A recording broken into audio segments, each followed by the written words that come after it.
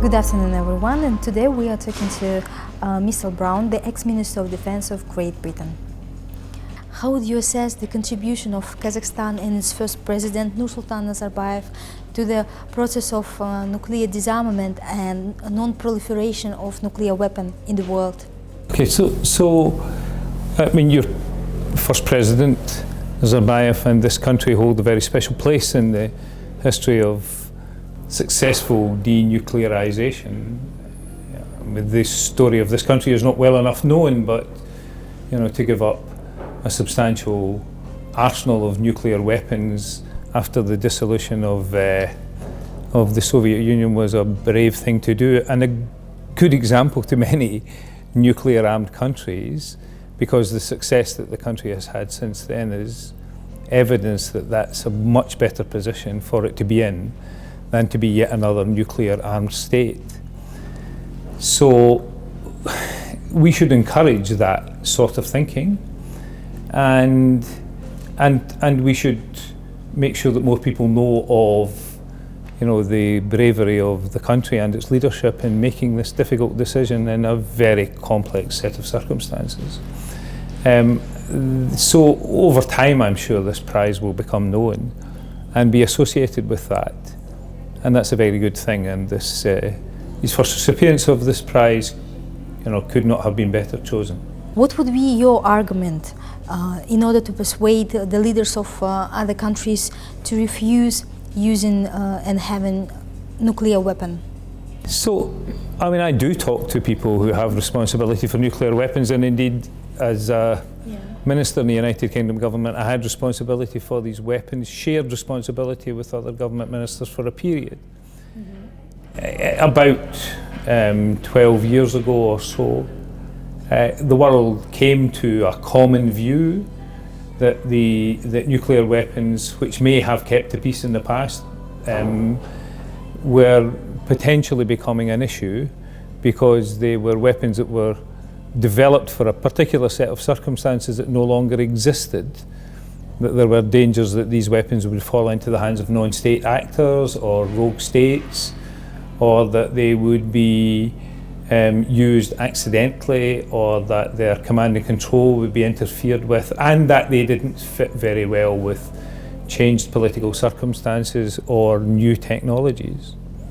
So, I mean, that view was accepted by the leadership of the world, more or less, and we embarked upon a step-by-step process, we thought, to rid the world of nuclear weapons. But our management of that process and of our politics since then has resulted in that agenda, that dynamic, that pathway being blocked.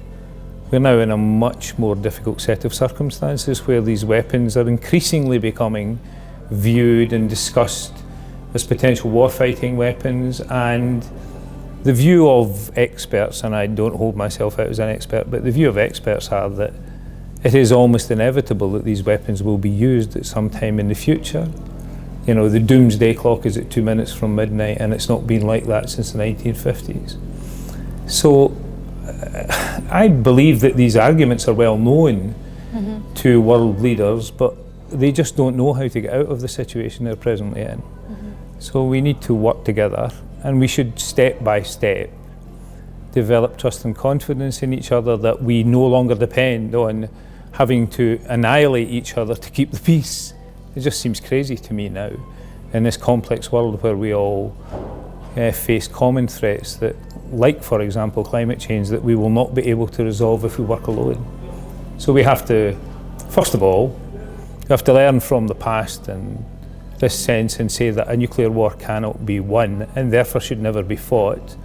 And then we need to learn again to work with each other to face common threats, and in that way build trust and confidence, so that someday, hopefully in your generation, people will no longer rely on a threat that I will blow you off the face of the earth to keep the peace. Discussing the prize again, what do you think about the nominees and the winners? How would you describe them? So I think it's difficult to think of two more deserving people for their contribution over the last 2 decades to non-proliferation and to eliminating the threat from nuclear weapons and nuclear materials than Dr. Lazina Zerbo of the Comprehensive Test Ban Treaty Organisation and the late Director General Amano of the IAEA. And they have both made significant contributions, and the world is a much safer place because of their contribution. So it will be an honour to make a small contribution to the process tomorrow, where these awards are passed on regretfully, posthumously, but Director General Amano's family will be there, and they will be very proud. I'm sure it will be another recognition of his legacy. Besides the nuclear weapon threat, what are the global risks for Eurasia in your opinion? We all, I think, who live on this planet face the same common danger from climate change.